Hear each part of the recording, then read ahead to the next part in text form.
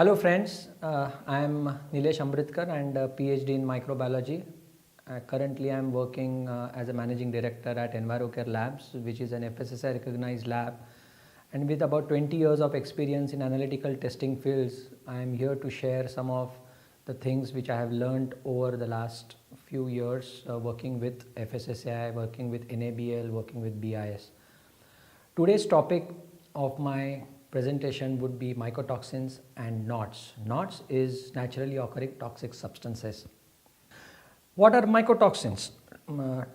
Toxic secondary metabolites produced by organisms of the fungus kingdom, commonly known as molds.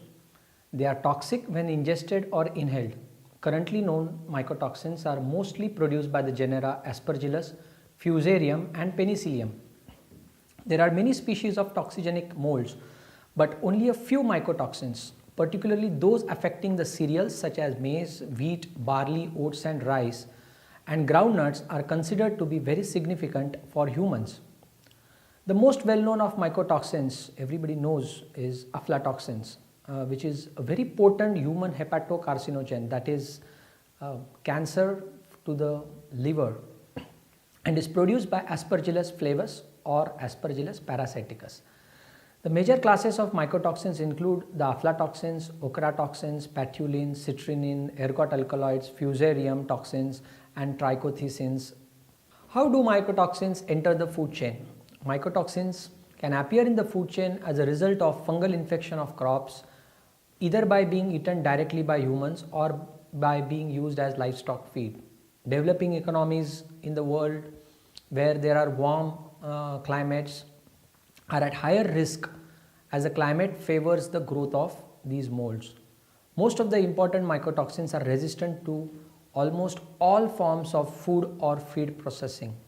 Toxicity of mycotoxins. The consumption of mycotoxin contaminated commodities is related to several acute and chronic diseases in humans as well as in the animals. Aflatoxin forms aflatoxin epoxide, which is very reactive and binds to the DNA, RNA, ribosomes and structural proteins, leading to loss of function and also liver damage. A table over here shows the major effect on the mammalian systems by the different toxins. Like aflatoxins will cause acute hepatitis and impaired immune system. Ochratoxins will be teratogenic, nephrotoxic. Patulin would cause brain hemorrhage and would also cause lung problems. Fumonizin would be carcinogenic, causative agent in leukoencephalomalacia in horses. DON, deoxyvalinol, would cause diarrhea, abdominal pain, headache, dizziness and fever. Aflatoxin also has got lot of economic impacts, as it will reduce the crop yields, it will reduce the crop quality, it will reduce the animal performance, reduce reproductive capabilities and increase disease incidences. MRLs, that is the maximum residue limits for aflatoxins, as per the FSSR notification of 9th April in 2015, which was a draft and formally accepted on 4th of November 2015, FSSR has harmonized the MRLs with the codex. And if you can see from this table that peanuts, almonds, when they are ready to eat, the MRLs are lower at 10 ppb, that is 10 microgram per kg, whereas when the nuts are intended for further processing, the MRLs are slightly higher at 15 ppb. Oil seeds or oil for further processing will have about 15 ppb again, dried figs at 10 ppb and cereals and cereal products and pulses at 15 ppb. Spices over here has got a higher aflatoxin MRL at 30 ppb. MRLs for mycotoxins. As per the FSSR notification 4th November 2015, the Food Safety Authority has given the guidelines for the residual limits of aflatoxin M1 in milk as 0.5 ppb. M1 is a byproduct of aflatoxin B1, which gets converted into M1 in the rumen of the cattle and comes into the milk. Ochratoxin A from in rye and barley and wheat is about 20 ppb, slightly higher as compared to the codex MRL. Patulin in apple juice, and wherever apple juice is being used as an ingredient is about 50 ppb.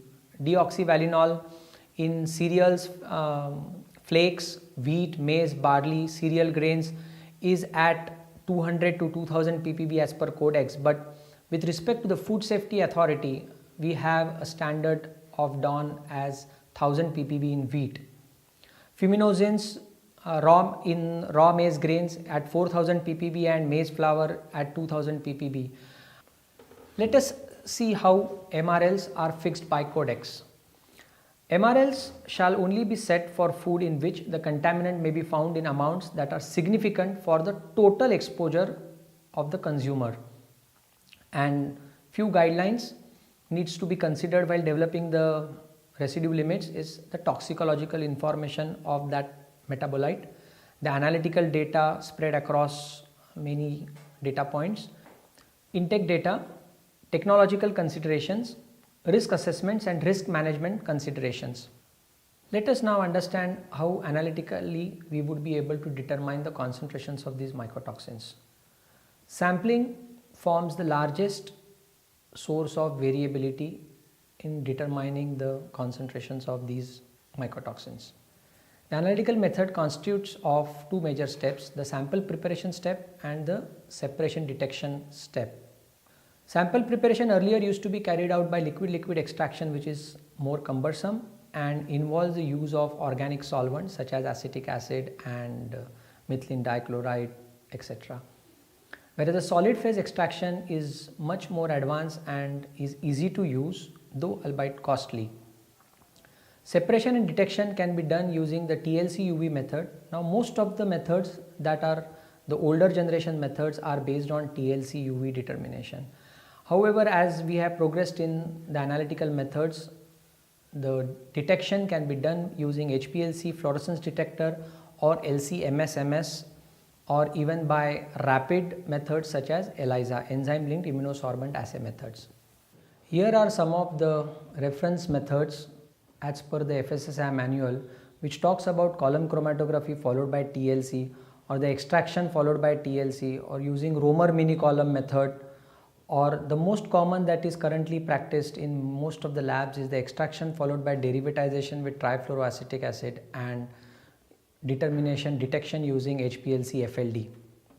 There are some other methods also which the FSSAI manual prescribes and has a reference to AOSC or ASTA, which uses immunoaffinity cleanup, which is more efficient, followed by an LC-MS-MS detection. There are other rapid methods like the ELISA method and the older versions of the extraction followed by TLC. The current limits of 10 to 15 ppb needs more sensitive methods, and therefore the most common methods currently used in the laboratories are the HPLC fluorescence detector with FRED, that is photochemical reaction enhanced detection, and Cobra cell. For aflatoxin M1, the again methods have been prescribed by FSSAI, which has reference to AOSC, and here also the use of immunoaffinity column cleanup followed by HPLC FLD is the most used in the laboratory, and the current limits of 0.5 ppb however requires the use of LC-MS-MS technique. For DON and patulin, DON from wheat and patulin from apple juice, the method prescribed by FSSAI talks about the extraction followed by column chromatography and then TLC. However, currently DON can be carried out by using ELISA and patulin can be done using HPLC. Naturally occurring toxic substances. Certain types of food contain potentially harmful natural toxins which are classified under NOTS. Sometimes a toxin is present in food plants as a naturally occurring insecticide that functions to ward off the insect attacks. Other toxins protect plants from spoilage by microbes or when damaged by weather, handling, or by UV rays from sunlight. One of the example is hydrogen cyanide. This is a toxin that can be found in raw or unprocessed cassava and bamboo shoots. Consumption of these shoots can lead to the exposure to the toxin. Hydrogen cyanide, also known as prussic acid, is an extremely toxic colorless organic compound, and its solution in water is called hydrocyanic acid.